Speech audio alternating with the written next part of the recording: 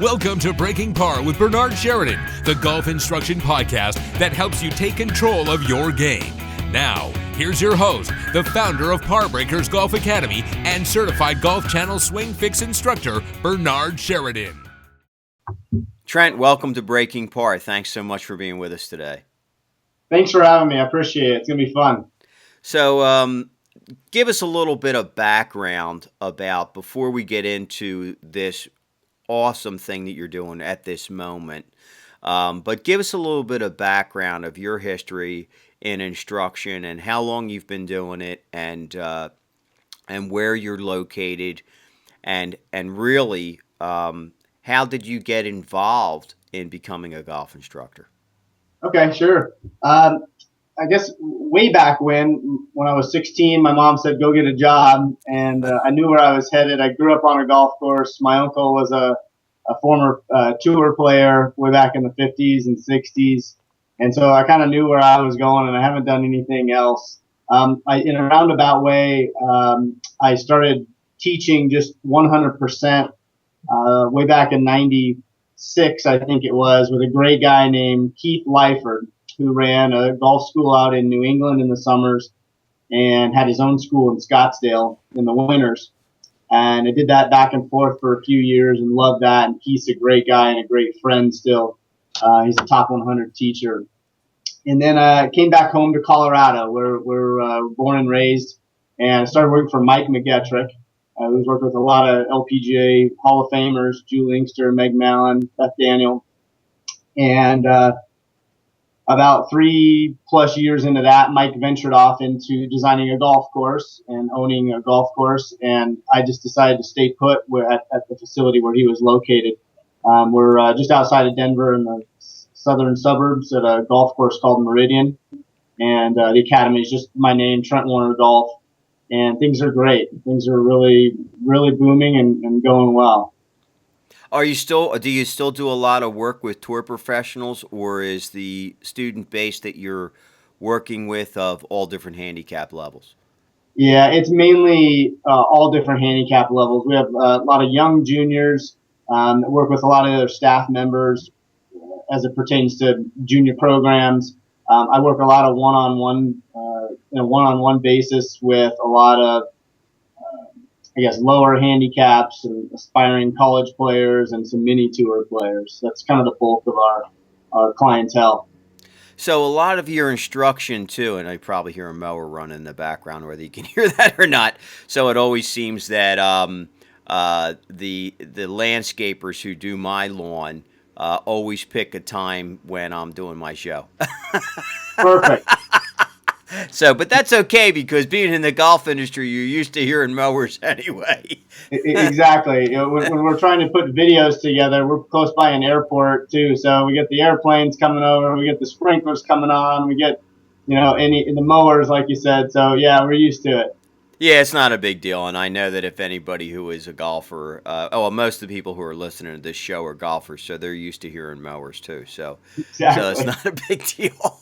Good. Part of life. So, with some of the way that you teach, is there a specific style that you teach, or is there, or do you try to basically cater to the style of the player and work with what they have? I mean, I know that there's a lot of different instructors out there who basically like to stick with one style. And then there's others who kind of are trying to dive into all different kinds of things and work with players and what they have as a swing style. So how does that go for you? Yeah, great question. We tend to kind of gravitate toward just working with what the player has and helping them understand it. So many people come to us, and probably so many other coaches around the country, and they don't understand why their ball does what it does. And that's concerning, right? You have to understand it. So we definitely have a philosophy where we're just going to try to improve the ball flight, try to make the ball travel better from point A to point B. And some people want to draw it, and some people want to fade it. And so you have to adapt anyway based on the person's desired ball flight. So we work on their technique to make it more consistent. That's kind of the first part. The second part to our philosophy is we work really hard on helping people to practice better. And that has two facets. That has how to practice properly with feedback so that you're trying to acquire your technique in a faster manner, as well as be able to take your game to the golf course, which is kind of the premise to the website and the book that put together a long time ago, and the website we'll talk more about.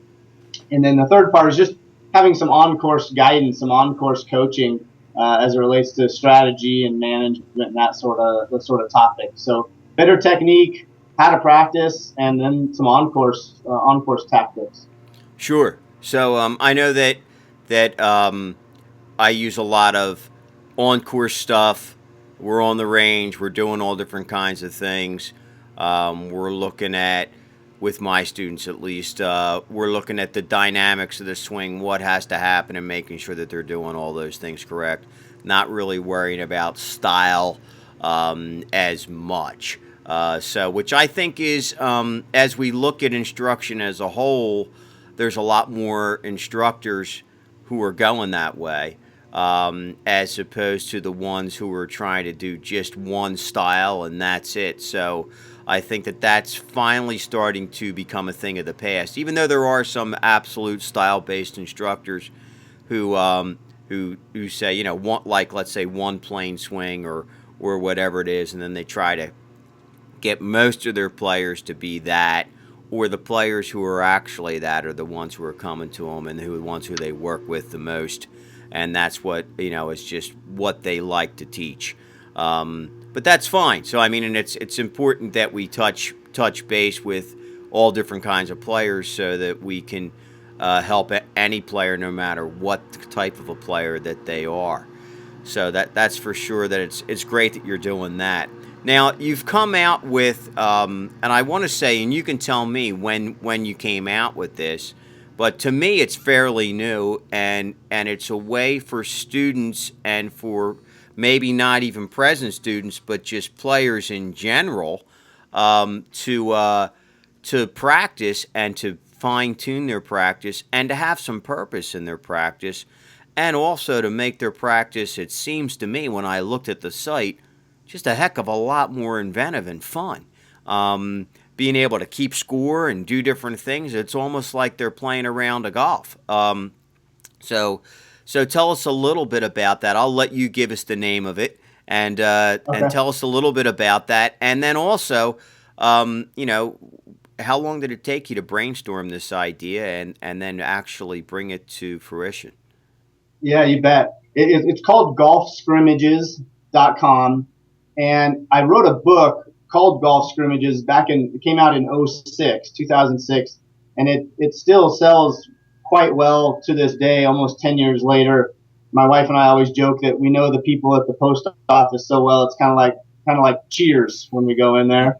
So that's been very rewarding. And I remember when I was writing it, 10 years ago almost, saying, there's got to be a more interactive way of doing this. And so a few years ago, a friend and I put one together that we danced around with, and it was a little bit more on the social side, and we just decided to kind of put it on the shelf for a little bit, and then I just kind of decided to start up golfscrimmages.com. It did just come out within the last month, and it's a culmination of competitive practice games, so putting games, chipping games, pitching, bunker, things to get up and down, games you do on the range that help you with hitting more fairways in regulation and more greens in regulation. And like you said, it's a scoring element. So the site and the book, they don't have any mechanical information. There's nothing in there about you need to swing this method or try this or try that. It's all based on the facts and the research that you need to practice in a manner that resembles the golf course. And if you don't do that, you're going to be very mechanical on the golf course. You're going to have a tough time transferring your game to the golf course. So we're bringing, we all hear, every coach in the world hears, I want to be more consistent and I want to take my game to the course. And that second part about taking your game to the course, it really means if you don't have the chance to practice on the golf course, well, you need to bring the elements found on the course to your practice. Otherwise, you're just going to get beaten up when you head to the first tee and play all of their golf holes. So it brings, when you're on the golf course, when I do seminars for people, I ask them, what do you feel on the golf course? Or what happens on the course? And they say, I get one try. There are penalties, right, or consequences. You feel their score, the element of score. There's people watching you, and all of that leads to pressure. And if you don't bring those elements to your practice sessions, you're just practicing in a manner that's frankly taking you farther away from what the game or the golf course is all about. So we bring those elements. We bring the score, and we've got some fun aspects to the site that we can discuss. But that's the underlying basis, and it's basically called transfer practice. It helps you transfer your game to the course, and it needs to be a really big majority of your practice sessions. I think if, for instance, it's very helpful for every player. So, granted, if you're a beginner and you cannot get the golf ball airborne, then you need to work on getting the ball airborne. You need to get it flying and enjoy your shots a little bit more. But there's some area of that beginner's game who probably does need this sort of practice that golf scrimmages fulfills. Maybe they're an okay putter. Maybe they're not the best putter. Maybe they're not as good a putter as their coach wants them. But that's maybe this beginner golfer's strong point. So even a beginner golfer, I mean, if anything, they probably feel more pressure than anybody else. So they need, perhaps some of the putting games.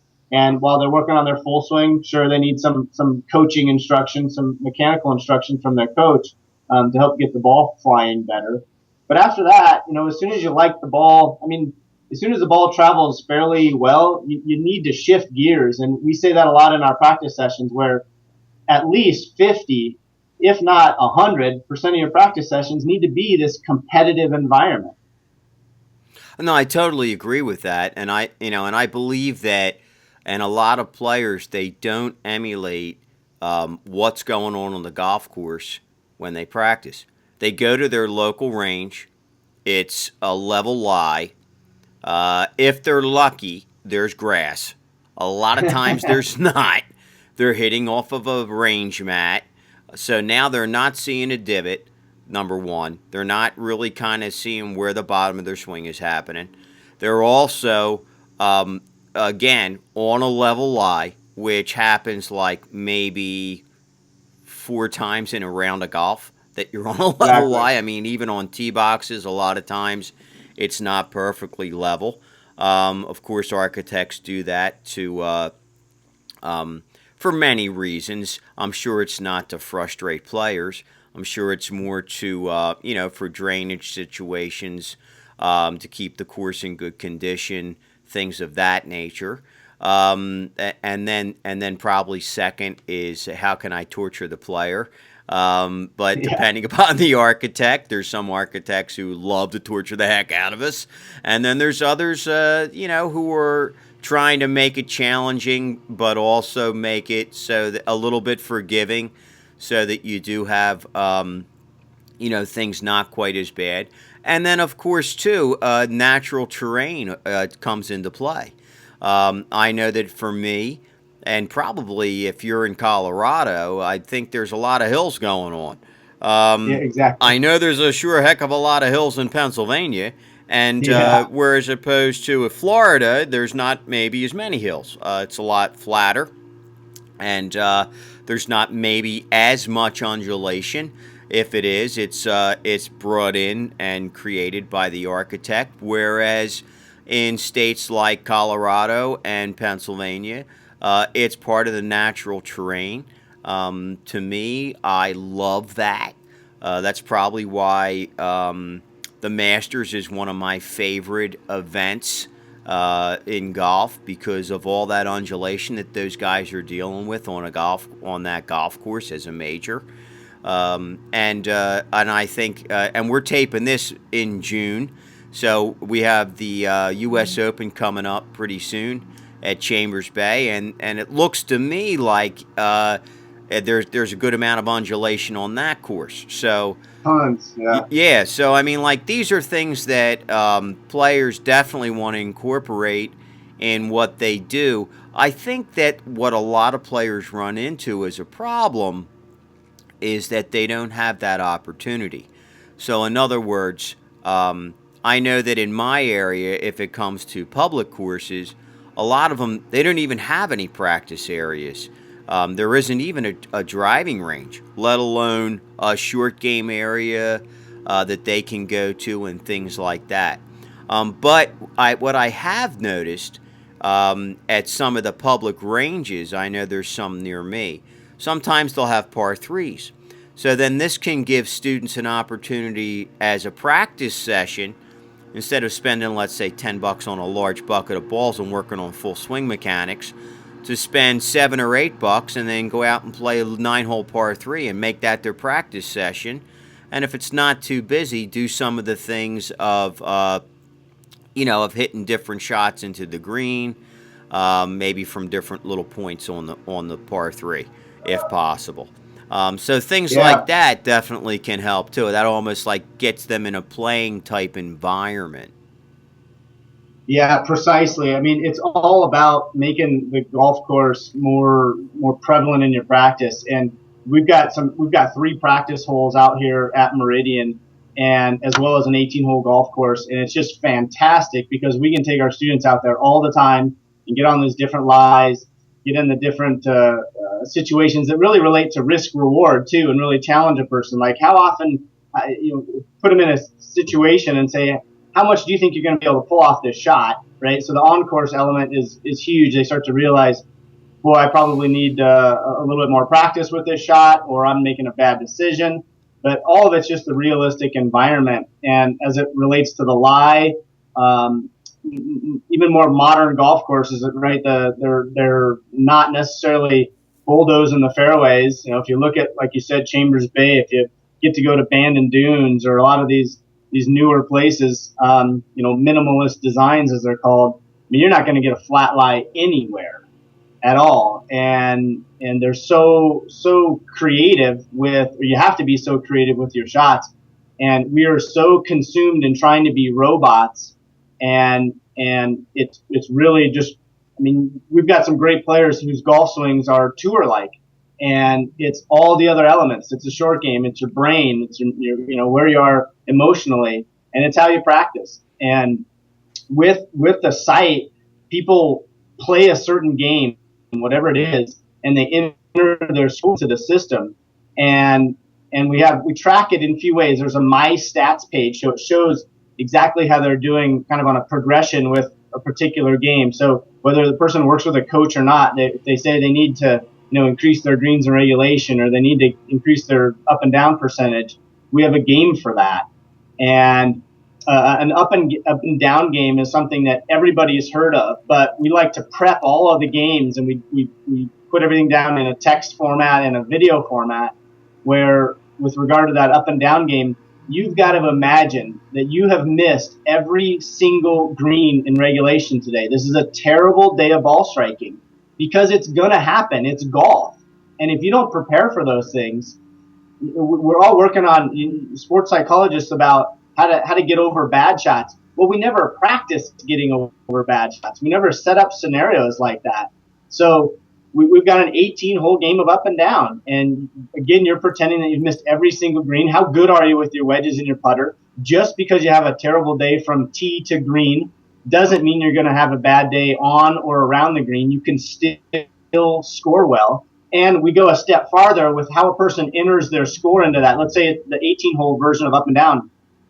If they get, let's say they fail to get up and down 6 times, Bernard, so they're 6 over. Maybe they chip in once, so they're 5 over. We make them enter their score into the computer, into their mobile device, in relation to a par 72. So that person would write or enter a 77 into the system. So again, depending on their ability level, they may say, man, 77 is really pretty good, having missed every single green in regulation.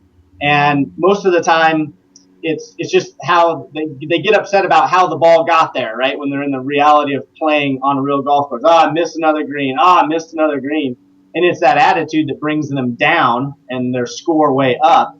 But when you practice for those sort of scenarios, when you do have a bad day of ball striking, man, you get more excited and challenged and pumped up to say, okay, watch this, everybody. Watch how well I can still play. So all of the games prep people mentally and physically and emotionally, and it's a whole very well-rounded process in which to practice. And it's a growing topic. It's been so fun I put the book together again almost 10 years ago, and to see the amount of information that people are talking about, other coaches, sports psychologists like Dr. Rick Jensen's fantastic on this, just bringing more of this transfer practice to the forefront.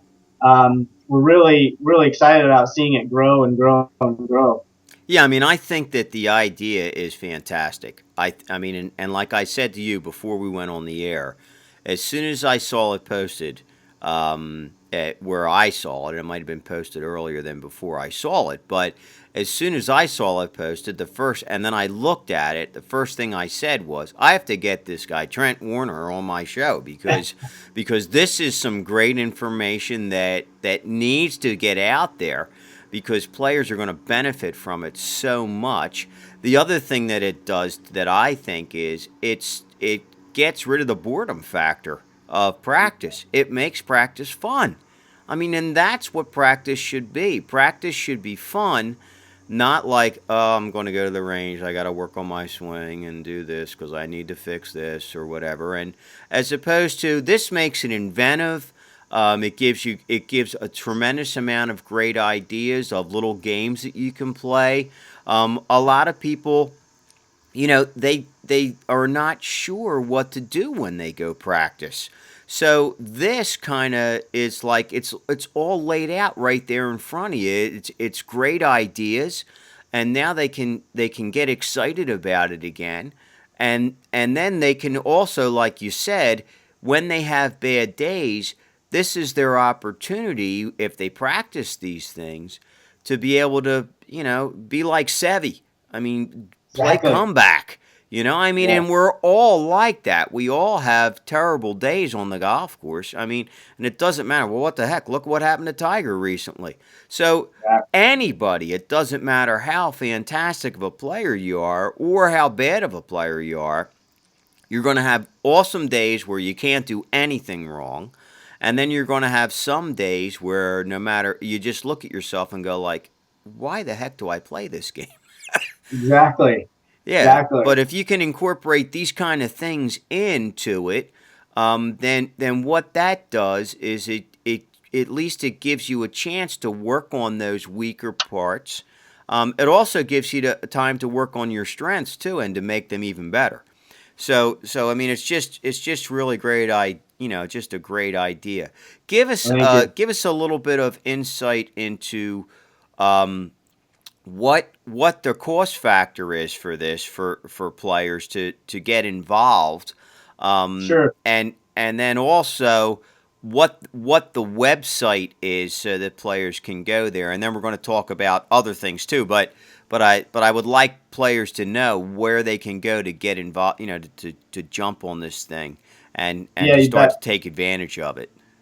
Yeah, you bet. So the website's golfscrimmages.com, and we've got there's a tour page. If you're on the home page, you can see up top there's a list of menu items. You can click on the tour, and there's a video that shows exactly what's involved and how fun it is and how easy it is. We also have some other fun videos on there, some whiteboard videos that had a gentleman do that really relate to kind of what you said,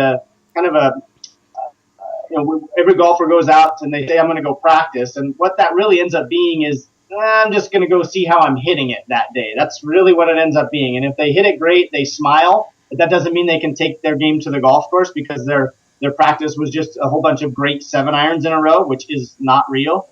And then when they go practice, if they hit it poorly, well, now they just start that Rolodex of swing thoughts. What can I do now? What can I do now? What can I do now? And it really becomes this futile cycle. Regardless if you hit it well or not, you're going to end up, not being able to take it to the course or look for all those tips again. And you just start the same cycle when you go practice the next day. So videos that really hammer home the point.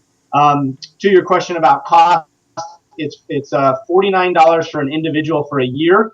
And if you are a coach at a golf academy or you have your own students, if you're a coach of a team like high school or colleges, they're going to be eating this up. I've got some great feedback from that segment of the industry.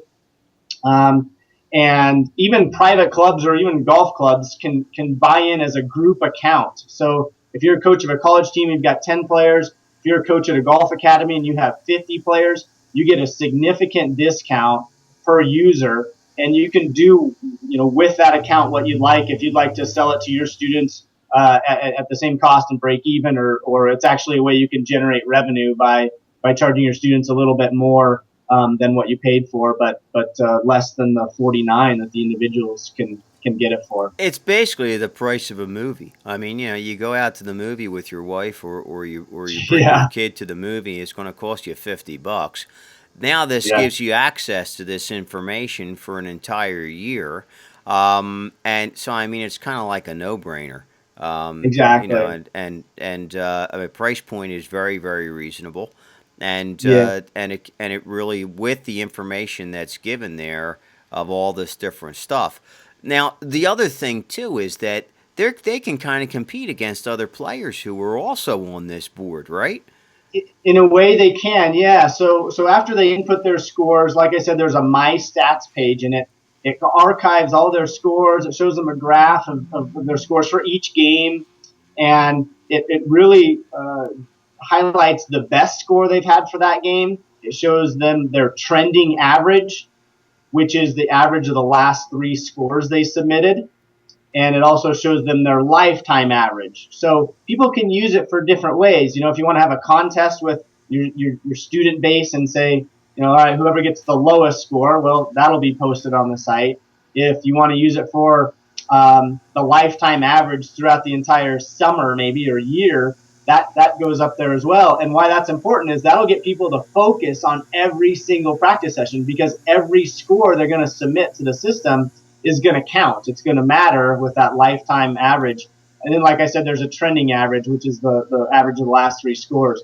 But yes, after that, their scores can get posted to a leaderboard, a global leaderboard. So everybody that's on the website, their scores there's kind of a top 10 list of each game, and it shows you where you rank amongst the entire membership base within each game. And then there's also a group leaderboard. So if you are, again, like a golf team or a golf academy or a private club, and you buy in as a group account, you will have your own private leaderboard. So there can be Par Breakers Golf Academy. There can be University of XYZ, whatever it is, you will have your own private leaderboard just for your students. And additionally, what's so cool about the leaderboards is you can filter them. So as we get more and more students on there, players on there, people will be able to filter it by gender or age, or if you're a junior, a college, or an adult amateur, or a professional. Perhaps a person is a 10 handicap and they want to see what people are doing that are 5 handicaps. They can click on that handicap range and see all this populate to say, hey, man, these 5 handicappers are shooting these scores in these practice games, and they can kind of start striving for that. So it's got a really unique, fun base to it. Yeah, I mean, I think it's really cool that it can bring out that competitive nature, and exactly. Which I think that most of the people that I know who play golf, they're real competitive. There's a few who aren't.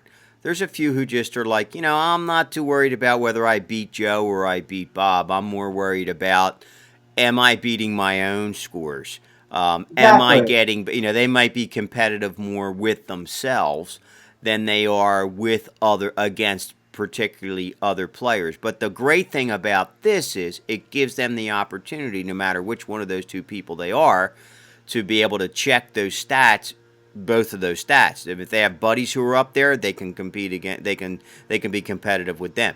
They can look at their own stats and say, I need to beat this. I did this last week. I need to do this week. I need to get more up and downs. I need to drop more putts. I need to do whatever it is. Exactly. So it's really a great idea. It's some really cool stuff. Thank you. And I think that if we had more things like this type of a scenario that players can get involved in, then what it does is it helps grow the game, because it keeps their interest and it makes it more fun, and just like it is a game, and that's what makes it fun. And now if you have more games to add to it, then it's like it's always like you're always playing a game, and you're always trying to beat your best score. You're always trying to beat your buddy or your roommate who's in college, or who's also on the team, or things like that. Exactly. Yeah, it's not only very productive as it relates to being able to take your game to the course or to tournament golf, but it is more fun. It's more enjoyable. And how many times has practice just become drudgery? And it's the most over-taught game probably in the world. And to golf's points, it's probably a little harder to move a ball 300 yards or 200 yards where you want to in an acceptable manner compared to shooting a basketball or what have you. But we really need to put a lot of emphasis and a lot of weight toward this sort of practice so that people are getting better results and having more fun. Because when they shoot lower scores, when they're having more fun, you hit it on the dot, Bernard. They are going to grow. It's going to grow the game. They're going to have a lot more fun and keep playing. Yeah, I mean, they're going to get excited, and they're going to say to other people who maybe don't play, yeah, you got to get involved in this because, I mean, you played baseball or you played hockey or you did this, and you don't do that anymore, or they may still do that, like if they're kids, and say, you got to try this. This is awesome. I mean, you're going to have a great time. So that's a great thing. So we're winding down here. We're coming to the end of our time, but there's a few other questions that I wanted to ask you before we leave, and a big one is, if you can impart some words of wisdom to our listeners out there in Par Nation, what have you learned that you think is the most valuable thing in this game? Wow, that's a big one. I would really just, I guess, relate it to the enjoyment of the game and trying to make your practice sessions more realistic. It's so much more beneficial. It's so much more fun. The practice sessions that we all have are so dominated by swing thoughts. How many of you people listening right now or students out there just have a laundry list of things that they're trying to do in their game? The biggest part I could say to any golfers listening right now is go see a very respected coach in your area, interview him or her, find out, what the person's like, take a sample lesson in one way, shape, or form. It's well worth it. And to really just stop kind of the futile cycle of searching for tips after tips, that's really the part that's, in my opinion, kind of bringing down the industry. And frankly, a lot of us just feed it. People just, they suffer a bad day and they go try something. And to a degree, you need to have some purposeful experimenting, but it needs to be based around whatever it is that your coach wants you to be working on. It needs to relate to that. And it just can't be grasping for straws, which is what people are doing in this golf world. So go get some qualified coaching, make the ball travel better. It's not that challenging. People don't need, and they shouldn't have, a laundry list of items that they need to be working on. They need to nail it down, understand it, and then go have some fun. So for some quality coaching in your area, how do they get in touch with you? That's a nice little segue there, huh? Because we know there's some quality coaching happening at the Trent Wearner Golf Academy. There's no doubt about that. So for our listeners who want to have that opportunity to work with you, what's the best way for them to get in touch with you? Yeah, our website is TrentWearnerGolf.com. The practice website, again, is golfscrimmages.com. And our phone number here at the Academy is 303-645-8000. And we'd love to sit down and chit-chat, get a questionnaire in your hand, and make sure everybody's a good match and get those goals reached. Well, Trent, it was an absolute pleasure. You're a fine gentleman. I was so happy to have you on the show and to share this just awesome site with our listeners. And I'm looking forward to seeing much more great success for you in the future. I'm sure that you will. You're a fine young guy, and you got a long career ahead of you. And with the ideas that you're coming up with, you're definitely going to make your mark. That's for sure. So until we meet again, and this is what we always like to say, try to keep it in the short grass. and I'm sure that you already do that.